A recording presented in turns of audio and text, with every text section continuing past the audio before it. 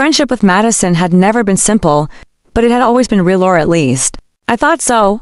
We met in college during our sophomore year, bonding over microwave noodles, heartbreaks, and our shared fear of never being enough. She was bold, loud, a little chaotic, and yet somehow magnetic. I was softer, quieter. People often joked that I was a calm to her storm, and maybe they were right. For 10 years, we did life together. I held her hair back when she cried over that bartender in Austin. She stood by me when I lost my mom. We moved into our first apartment together after college, a small 2-bedroom with leaky pipes and a view of the alley. It didn't matter. We had each other, and we had big dreams. She was going to be a marketing executive. I wanted to open my own design studio. Somewhere along the way, our plans twisted and changed, but our friendship held steady. Or so I believed. Then came Josh, her now husband. The night she introduced him to me, she wore that look I had seen on her only twice before, once during college finals and once when she got her first job offer. A mix of nerves and hope. I could tell she was all in, and honestly, I was happy for her. I gave him the benefit of the doubt. Even when he made that offhand comment about my dry sense of humor, I smiled through his awkward jokes and tried not to flinch when he told Madison she should tone it down around his family. Still, I showed up. I always showed up. So when Madison asked me to be her maid of honor, I said yes without hesitation. I stayed up late helping her design wedding invitations. I hand-folded 80 napkins into origami swans because she saw it on Pinterest. I gave a speech at the reception that made her cry, and her mother hugged me like I was her second daughter.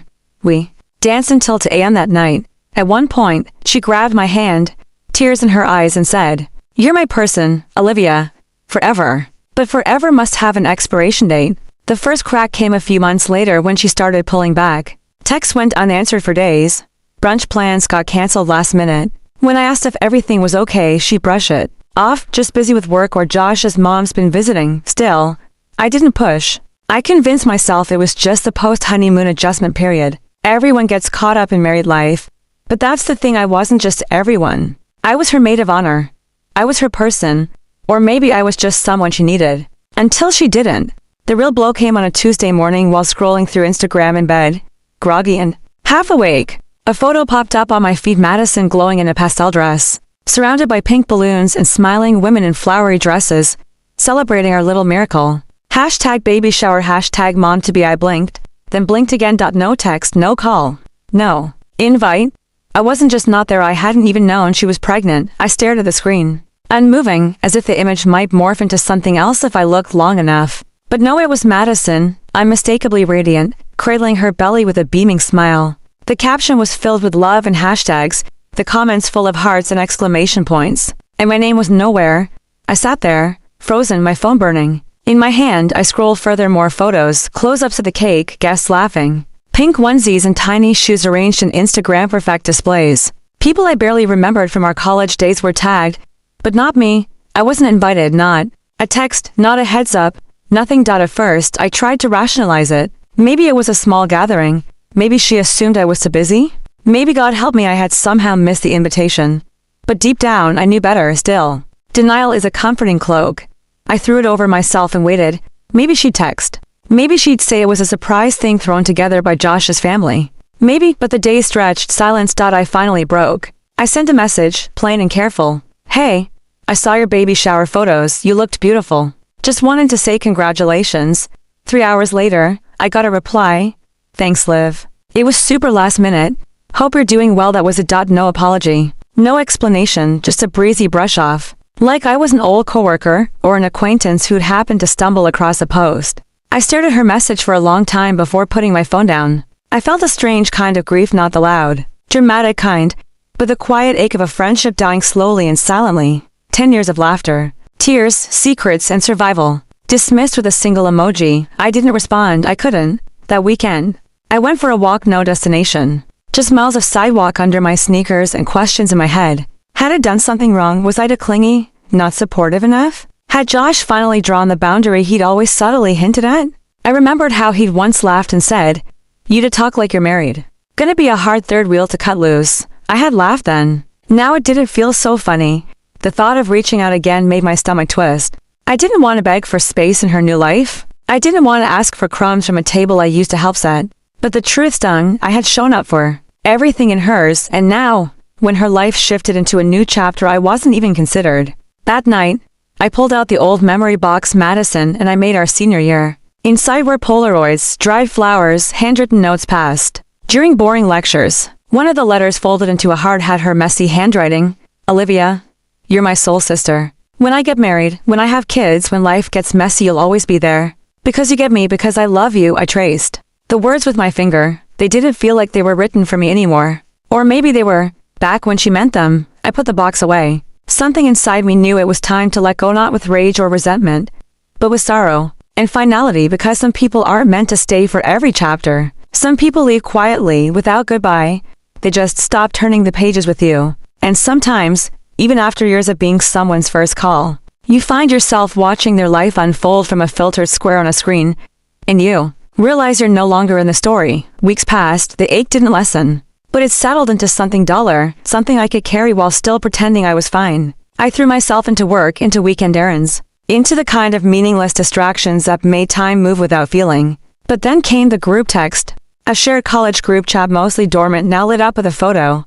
Madison again. This time a maternity shoot. Soft florals, a flowing peach dress, Josh kneeling to kiss her bump. Someone commented, "You're glowing, Mama." Another said, "When's a sprinkle?" Madison replied, thinking early August, just girls. Super intimate. "I'll send out invites soon." I read it twice. She was throwing another baby celebration. Another one. A sprinkle, as if the first snub hadn't been enough. I stared at the screen. Heat rising to my cheeks. Heart hammering in my ears. My thumb hovered over the chat. Should I leave the group?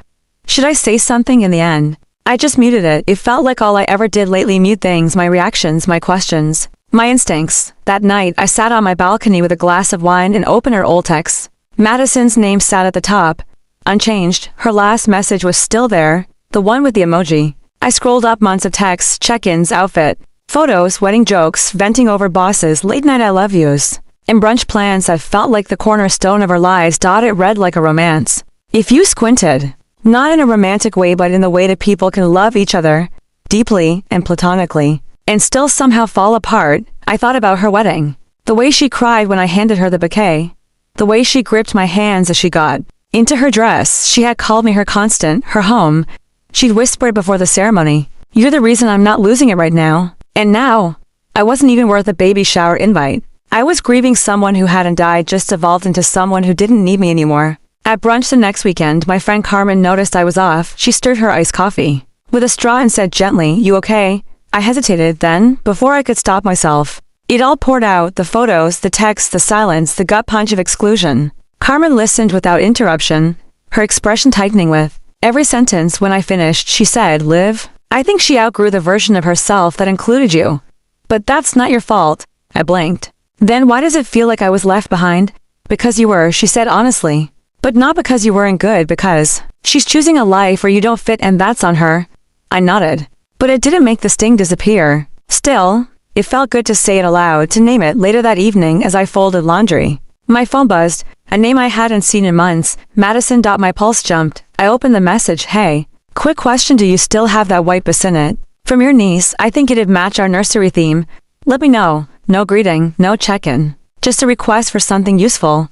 I stared at the message, blinking in disbelief. She had the nerve to ask for a favor after shutting me out. After making me feel disposable because she needed a theme-matching bassinet? Something inside me finally snapped. I typed, then erased.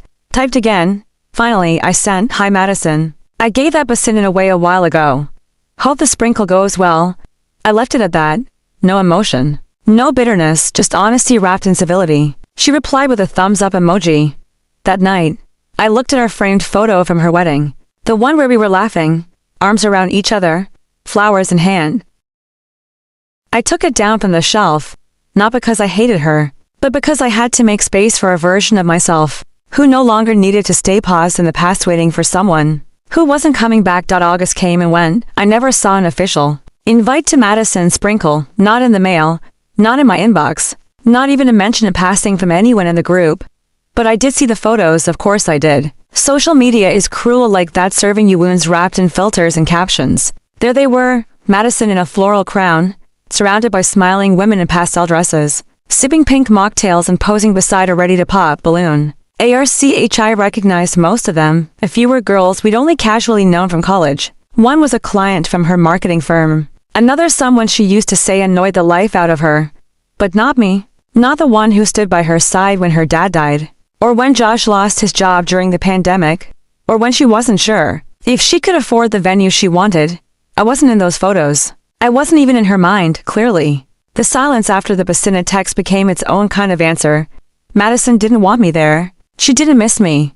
She didn't feel the void I did. And that hurt more than anything. I began sorting through our shared memories like old mail, figuring out what to keep, what to toss, what to simply store in a box labeled used to matter. I deleted our text thread, archived our shared photo album, unfollowed her on Instagram, not out of pettiness, but self-preservation. It felt like shedding an old layer of skin I'd outgrown. Carmen and I grew closer in those weeks. She came over often, sometimes with Thai food, sometimes just with a bottle of red wine and open ears. One night, as we sat on my couch watching a trashy reality show, she turned to me and said, "You know, I had a friend like Madison once. We were inseparable. Then she got married, moved away, and I became someone she used to know. Took me a year to admit it wasn't about me. Some people just move on without you." I nodded slowly. "I never thought it'd be her. None of us do," she said. "But life has a way of teaching you who's permanent and who's seasonal." I smiled sadly. "Guess I was a season." "Maybe," she said. "But you were a damn good one." It stayed with me, the idea that being temporary didn't mean being meaningless. That I could be proud of the love I gave, even if it wasn't returned in the end. Still, I had one more thing to do. I found the scrapbook we made after her bachelorette trip. It was silly and glittery, filled with Polaroids and inside jokes and captions we'd written at 3 a.m. in hotel robes. On the back cover, in her handwriting, was a note. "I don't know what the future looks like, but I hope you're always." In it, "Love you forever, Liv." I traced the words with my finger, then I closed the book and slid it into a box labeled 2010 to 2023. I tucked it into the back of my closet. It didn't need to be destroyed, but it didn't need to live on my shelf anymore, either. A week later, Carmen invited me to a dinner party. Just a few friends from her work. She said low-key, chill vibes. I almost said no. I wasn't in the mood to meet new people, to plaster on a smile when I still felt bruised inside. But something in me whispered, go. So I did. I wore a navy jumpsuit Madison once called powerful without trying. I curled my hair. I looked at myself in the mirror and said aloud, "You're allowed to make new memories," and I did. That night was nothing life-changing. Just wine and laughter and stupid card games. But I felt something shift inside me, a tiny click like a door unlocking. Maybe I didn't need Madison to feel full again. Maybe the grief had taken up space for long enough. That night, I dreamed about a version of me who wasn't stuck in old stories, someone free, someone light, and for the first time in months, I believed she might actually exist. I didn't expect healing to look so ordinary. It wasn't some grand revelation or a dramatic goodbye. It was small choices, choosing to go for a walk instead of scrolling her feed, choosing to text Carmen instead of rereading old messages, choosing to meet the new instead of clinging to the past. And somehow, slowly, it worked. I stopped checking Madison's Instagram. I didn't flinch when her name came up in conversation. The ache didn't vanish overnight, but it dulled into something I could carry, something that no longer ruled me. Then, about 6 months after the baby shower, I got a message, not from Madison, from another friend in our old circle. Just, "Hey, Liv, just wanted to give you a heads up. Maddie's having a little get-together for her birthday. She said she meant to invite you but figured you were still mad. Just thought you should know." I stared at the screen. Still mad? That wasn't even the right word. I wasn't mad, I was gutted, I was rewritten, I was left behind. But it was interesting, wasn't it? That she now wanted to pretend it was a mutual silence. That we both just drifted. I typed and deleted 3 different responses before settling on, "Thanks for the heads up. I won't be going, but I hope it's a nice night. No drama, no scene, just truth." Still, that night I sat on my bed holding a birthday card I bought for her months ago. Before the shower, before the silence, I never wrote in it. It was still blank, wrapped in a soft pink envelope with tiny gold hearts. It felt strange now, foreign, like something from a different life. I tossed it into the trash. Carmen came over the next day, and I told her everything. "You handled it perfectly," she said. "You didn't owe her anything, not after what she did." I shrugged. Part of me still wishes she'd say something, anything, just acknowledge it. "Some people can't say sorry," she replied, "because that would mean admitting they caused harm, and that disrupts their version of themselves." I nodded. "Her version of the story probably paints me as cold or bitter. Let her have that version," Carmen said softly. "You've already outgrown it." I smiled. For the first time, it didn't feel like I was losing something. It felt like I was stepping out of a cage. A few weeks later, I joined a new book club at the local library. Not because I needed more friends, but because I wanted something that Was mine free from old memories and roles I'd outlived? That's where I met Nora. She had curly red hair, a sharp wit, and a laugh that made strangers turn their heads. We bonded over our mutual love for mystery novels and our hatred of forced small talk. She invited me for coffee after our third meeting, and by the time we were halfway through our second lattes, it felt like we'd known each other for years. She didn't know anything about Madison, and I didn't offer it, not yet. It felt good to just be Olivia, not Olivia dash, who dash she's dash to dash be dash Madison single quotes s dash best dash friend double quotes. One night, as we walked through the city, Nora asked, "You ever been the kind of person who gives more than she gets?" I laughed. "Isn't that every woman in her 30s? She smirked. "Maybe. But the trick is figuring out who's worth it." That stuck with me. Because for so long, I had believed love and loyalty were always worth it no matter the cost. I thought that if you showed up enough, gave enough, forgave enough, eventually the other person would see your value. But Madison saw my value. She just didn't choose it, and that realization didn't break me. It freed me. I still have memories of our friendship. I still remember the nights we stayed up till 2 a.m. planning her dream wedding, or the road trip to Asheville where we nearly ran out of gas in the mountains. I didn't erase them, but I no longer needed to relive them. Some chapters end without punctuation. Others close with grace. The silence between us became louder than any argument could have ever been. Weeks passed. Then a month, then 2. I thought maybe Madison would reach out, explain, apologize, say anything to acknowledge the way she'd shut me out. But there was nothing, not even a vague text, not even a generic "hope you're doing okay." She had disappeared me from her life like I was an old outfit she no longer needed. I tried to rationalize it. Maybe she was overwhelmed, maybe the pregnancy hormones were clouding her, maybe she was embarrassed. Maybe she was waiting for me to make the first move. But deep down I knew she had made a choice. A quiet one, a cruel one she probably thought wouldn't leave a mark. But it did. It left a crater. I remember standing in Target one day, passing by the baby section on my way to buy shampoo. I hadn't gone out of my way. It just happened to be the aisle layout. I saw a onesie with little lemons on it, and for a split second, I reached for it. My brain, still wired to love her, still conditioned to care, whispered, "Madison would love this," and then I froze because it hit me. I wasn't that person anymore. I wasn't her person anymore. I stood there holding a tiny lemon pattern onesie for a baby I would never meet. I put it back and walked away. Grief has a funny way of showing up in unexpected places, like the baby aisle of a Target, or when a song you both loved plays in the background of a grocery store. It sneaks up on you, even when you think you've moved on. Around that time, Carmen started texting me more often. She had noticed the shift. She didn't ask for details, just sent simple messages like "Want to grab coffee?"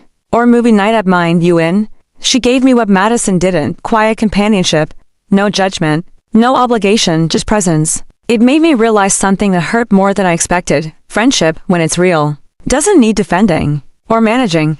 It doesn't have fine print or expiration dates. And it sure as hell doesn't exclude you from baby showers. One evening, Carmen and I were sitting on her porch, drinking chamomile tea. The sun had just dipped below the rooftops, and the sky was streaked with orange and lavender.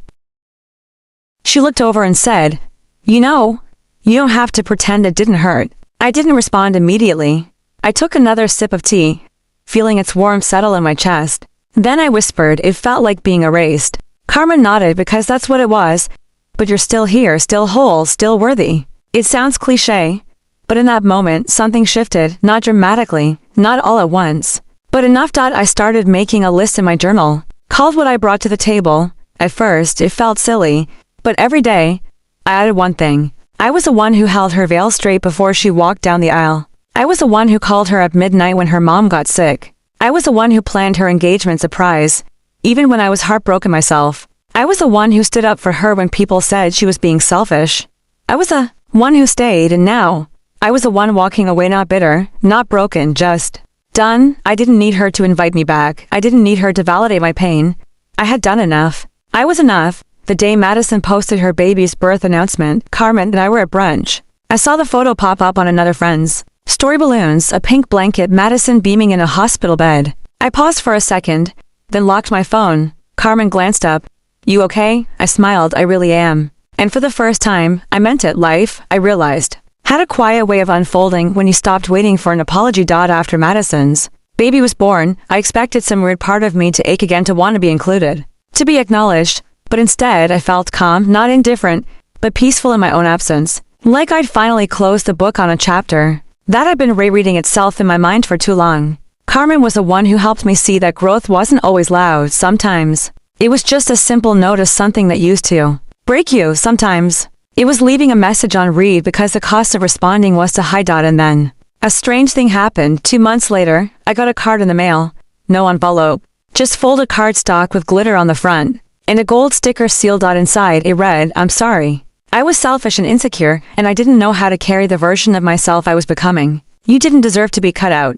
I know it's too late, but I miss you. I hope you're well." No name, no signature, but I knew it was from her. Because only Madison would phrase it that way. I stared at that card for a long time, read it twice, then tucked it into the back of my bookshelf between two poetry books neither forgiven nor forgot. And just stored away. She hadn't texted, she hadn't called. Just this half apology through the mail like a ghost trying to make peace. And, honestly, it was the most she could give. I didn't reach out.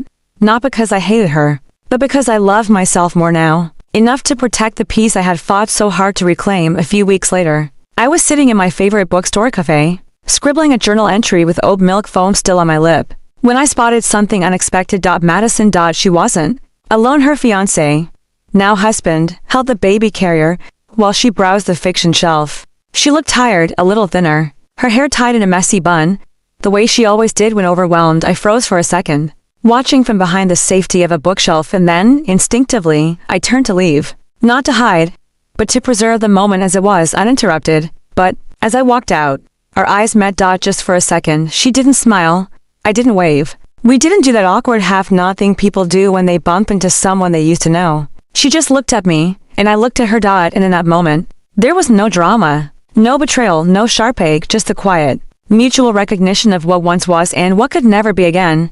I stepped into the cold outside, the door clicking shut behind me. The wind hit my cheeks, but I felt warm. It's funny how the people you once thought you grow old with can become strangers standing by bestsellers. How the girl you once stayed up with until 4 a.m. planning wedding details could turn into a maybe in your memory. I wasn't angry anymore. I didn't wish her harm. I just didn't wish for anything involving her at all. That's what healing looked like for me. Indifference dressed in grace. That night, Carmen and I ordered Thai food and watched a rerun of a cooking show we both hated. We laughed too hard at things that weren't that funny. We made lists of absurd baby names for no reason, and at one point, when she got up to refill our drinks, she casually said over her shoulder, "You deserve more than friendship with conditions." I didn't cry, but I felt something settle like a puzzle piece finally clicking into place. She was right. All those years I had spent proving my loyalty, my value, my place, and for what? The right people never need to be convinced. Spring arrived, and with it, a sense of soft renewal I hadn't expected. Trees budded outside my apartment window, and the city began to thaw from its long emotional freeze almost like it knew. I was beginning to thaw too. Carmen and I had become inseparable in the most effortless way. There were no performative texts, no guilt-laced check-ins, no layers of unspoken resentment, just the kind of friendship that felt like exhaling after holding your breath too long. One Friday evening, she surprised me with a short road trip plan. Pack a weekend bag, she grinned. "We're going north, you need nature." So I did, and by Saturday afternoon, we were nestled in a quiet cabin 2 hours outside the city, surrounded by pine trees and silence so complete it felt sacred. We spent the evening playing card games, drinking hot cocoa, and sharing stories we hadn't told anyone else. "I had a friend like Madison once," Carmen admitted, her voice soft as she stared at the fire. "She didn't cut me out, she slowly erased me, bit by bit. Every new stage in her life made me smaller in it." "What did you do?" I asked. I let her. She laughed, not bitterly, just honestly, until I realized I was fighting for space in a story I no longer belonged to. I nodded. That was exactly what it had felt like being edited out of a book you co-wrote. Later that night, as I lay in the quiet loft room of the cabin, I replayed those moments. My loyalty, my hurt, Madison's silence, the unanswered texts, the unspoken decision to move on without me, the baby shower invitation I never got, and the seat I would have filled next to her if only I had been deemed worthy of her new chapter. But now, I saw it differently. Maybe it wasn't about my worth at all. Maybe it never was. Some people outgrow you, and some people just grow apart from who you are. Not because you failed, but because their values shifted like tectonic plates, leaving cracks no apology can seal. The next morning, Carmen handed me a journal as we drank coffee on the porch. "I want you to write her a letter," she said gently, "not to send, just to let it go." I hesitated, then opened it. "Dear Madison, I was your maid of honor. I held your dress while you peed. I fluffed your veil, memorized your vows when you panicked. and cried during your first dance like it was my own wedding. I was fully there. Now you're gone, not dead, just distant, just someone else entirely. You said I wasn't the right vibe. You said it without words, but in every missed call, every ignored message, every memory you left me to carry alone. But today, I forgive you. Not for you. For me, because I deserve to carry lighter things than the weight of your silence. As I closed the notebook, and for the first time, I didn't feel the need to cry. I felt full, emptied of resentment and full of peace. That was a gift of truth that didn't always fix things, but it set you free, back in the city. Life didn't magically become perfect. Work was still stressful, laundry still piled up. But emotionally, I was no longer stuck in a purgatory of what-ifs. One afternoon, scrolling Instagram, I saw a photo Madison had posted. It was her baby's 6-month milestone, balloons, cake, family in the background. In the comments, someone had written, "Where's your maid of honor?" She was so sweet. Madison hadn't replied, she never would. But I didn't zoom in or stalk or spiral. Instead, I scrolled past and opened a new conversation with Carmen. Pasta night tomorrow. Your place or mine? Life moved forward quietly, the way it often does after emotional upheaval, not with grand declarations, but with small, quiet wins. A morning where your coffee tastes right, a night where you sleep through without waking at 2 a.m., aching for answers, a day where you laugh genuinely, freely without it being followed by a pang of guilt. That was my rhythm now. Madison didn't resurface. Not through texts, not through mutual friends, not through late night thinking about you messages. Her absence had become a presence of its own, one I had finally made peace with. But healing isn't always a straight line. One rainy Sunday, I ran into someone I hadn't seen in years. Jenna, one of Madison's college friends who had moved away but returned for a job. We bumped into each other at a bookstore. Savannah? She blinked in disbelief. Oh my God, is it really you? We hugged awkwardly. Surprised by the encounter. We got coffee, caught up, and then, inevitably, the conversation turned to Madison. She's doing okay, Jenna said carefully. New house, the baby's adorable. But I heard you don't talk anymore. I nodded, keeping my expression neutral. We drifted. Jenna tilted her head. She said you got weird after the wedding, like you were too intense. That you kind of expected to be part of everything forever. A familiar burn crept into my cheeks. There it was again, a narrative where I was too much, too present, too loyal, too available. Like being committed to a decade-long friendship was something to apologize for. I sipped my coffee and simply said, I wish her well. But that conversation stayed with me for days. Because for the first time, I realized something that had never fully hit me. Madison hadn't just let me go quietly, she had rewritten the story. In her version, I was clingy, I was needy. I was an emotional liability. Not the girl who once held her hand through panic attacks. Not the one who skipped family vacations to be there for her graduation. Not the one who stayed up nights rehearsing her wedding speech so it would be perfect. No. That girl had been erased. It was easier, I suppose, to move on from a version of me that was exaggerated. Easier to justify the betrayal when you reframe loyalty as obsession. But as hurtful as it was, I didn't retaliate. I didn't reach out to defend myself. I didn't screenshot, post, or spiral. I simply detached. There's a power in quiet dignity, in not lowering yourself to meet someone in the mother throwing, because at the end of the day, I knew who I had been. I knew my intentions, my actions, my love, my effort, and no revisionist version could take that truth from me. That night, I deleted the last photo I had of us together. It was from her bridal shower, me holding a cheesy maid of honor sign, laughing with cake on my nose. I looked happy, genuinely happy. But keeping it wasn't serving me anymore. Letting go isn't always about bitterness. Sometimes it's just about reclaiming space. Later that week, Carmen and I hosted a small dinner party. Nothing fancy. Just tacos, good music, and people who didn't measure your worth by how useful you were to their timeline. And as I looked around my apartment, hearing laughter, feeling ease, I realized I had everything Madison once promised friendship would be, just not with her. And that was okay. Months went by and slowly, Madison became a name I didn't flinch at, a memory I didn't cradle like broken glass. Just someone I used to know intimately, who chose a different version of herself. When the stakes changed, I no longer stalked her socials. I no longer wondered how our story might have ended differently had I just pulled away first, or said less, or been more distant when she met Ryan. I had finally accepted that the end was inevitable, not because I failed as a friend, but because she stopped being one. I had shown up, again and again, for birthdays, for breakups, for sick days, for her dad's funeral. I had walked through fire for her. She wouldn't even text me when she gave birth. One Tuesday evening, as I was cleaning out old files on my laptop, I stumbled on a Word doc, most speech draft. Final. I hadn't opened it in over a year. Curious, I clicked it. The words took me back in time. Madison once told me that we're the kind of friends who grow old on rocking chairs. Still teasing each other about that time she cut her own bangs the day before prom. I smiled sadly. We used to joke about that so often. But what I love most about Madison isn't just the laughs. It's that when I fell apart, she stayed when I didn't believe in myself. She reminded me who I was.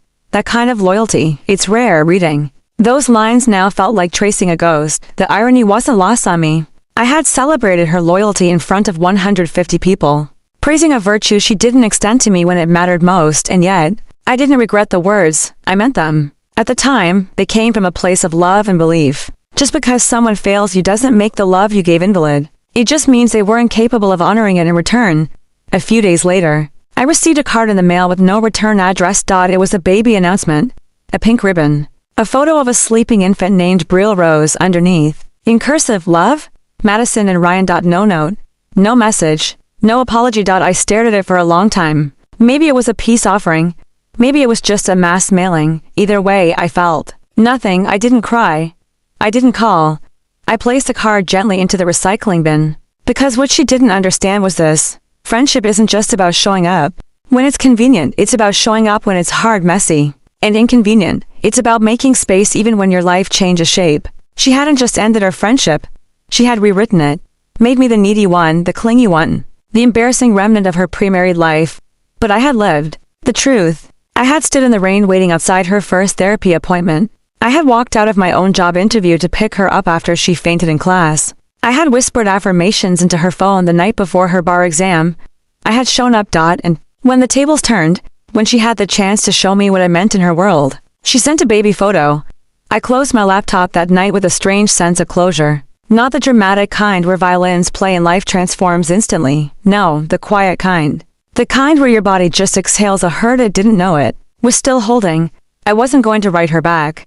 I wasn't going to rehash old pain. I wasn't even going to block her. Because nothing says you've healed like not needing the final word. 1 year later, on a sunny Saturday in May, I found myself standing in the backyard of a cozy white house filled with laughter, music, and the scent of barbecue. Kids were running through sprinklers, and adults clink lemonade glasses under strings of fairy lights. It wasn't my baby shower. It wasn't even mine to host, but it was my space. I was there celebrating Harper, my coworker turned close friend, who was 8 months pregnant with twins and already laughing about the chaos they bring.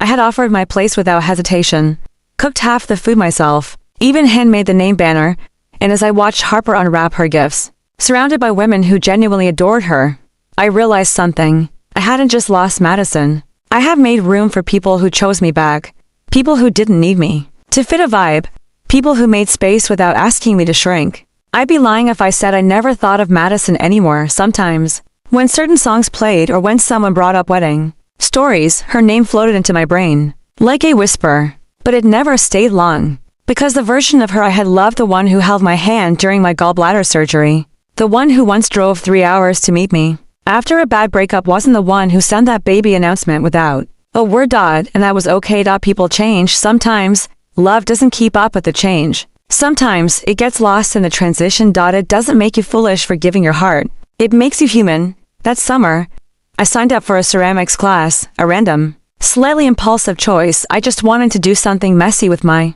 hands, something grounding, and that's where I met Tessa. She was loud and funny, and always had clay under her fingernails. We clicked over mugs and bad coffee, and by the third week, she was texting me memes and inviting me over for wine. She didn't know about Madison, not yet, but she did know that when I said I was feeling off, she'd show up with cupcakes and no questions. She became my new kind of normal. Not a replacement. Just the proof that endings are also openings. One evening in September, I got a message request on Instagram. From Madison. Just her name. No preview. I stared at it for a long time. Eventually, I opened it. Hey, I don't know if this is weird, but I saw Harper posted a photo from your backyard. I just wanted to say it looked beautiful. And I hope you're well. I know I hurt you. I won't pretend I didn't. I've thought about it a lot, especially lately. I'm not expecting anything, just thank you for everything you gave me. There was no I miss you, no request to meet. Just an acknowledgement, a ripple of something moved through me. Forgiveness, not quite, but maybe peace. I didn't respond right away. I sat with it. And eventually, I did reply. Not to open the door wide again, but to place a gentle stone where a wall had once stood. Thank you. I hope motherhood is bringing you joy. Take care. No bitterness. No over-explaining. Just grace, because here's what I learned. Through it all, not all friendships are meant to last forever. Some come in seasons, some teach us how deeply we can care. Others teach us when it's time to let go. And sometimes, the greatest love we give isn't in holding on. It's in walking away and still wishing them well. I folded my phone away. Outside, Tessa was calling me to come help set up for her birthday dinner. I smiled and stepped into the light.